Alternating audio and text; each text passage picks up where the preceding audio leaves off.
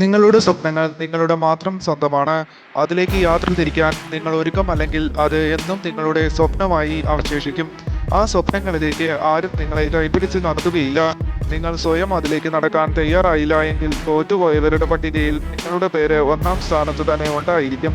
തോൽവി എപ്പോഴും ഒരു പുതിയ യാത്രയുടെ തുടക്കമാണ്. എന്നാൽ പലരും അതിനെ തെറ്റിദ്ധരിക്കുന്നു എന്ന് മാത്രം. നിങ്ങൾ തോറ്റു പോകുമ്പോൾ ഈ ലോകത്ത് ഒന്നും സംഭവിക്കുന്നില്ല.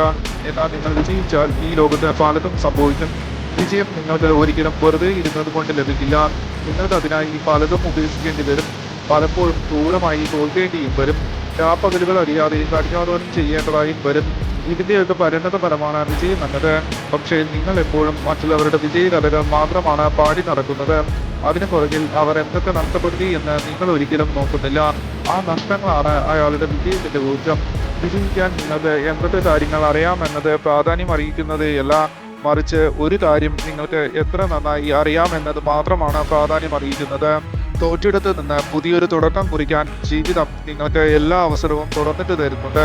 പക്ഷേ പലപ്പോഴും നിങ്ങളത് കാണാതെ പോകുന്നു. തുറക്കാത്ത വാതിലിന് മുന്നിൽ തട്ടി തട്ടി നിന്നിട്ട് യാതൊരു കാര്യവുമില്ല.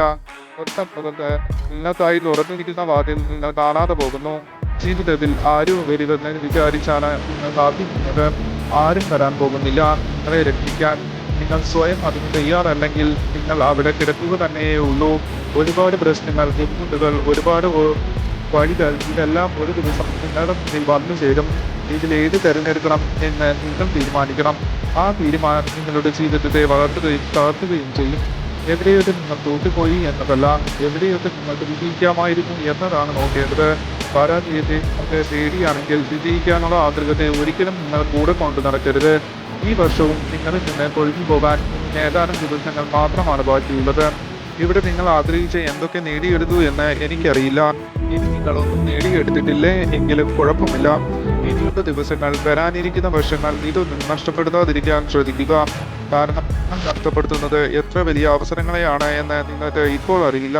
കുറെ കഴിയുമ്പോഴായിരിക്കും നിങ്ങൾ അതേക്കുറിച്ച് പശ്ചാത്തപിക്കുന്നത്. അതുകൊണ്ട് നേടിയെടുക്കുക നിങ്ങളുടെ സ്വപ്നങ്ങൾ. അത് എന്തു തന്നെയായാലും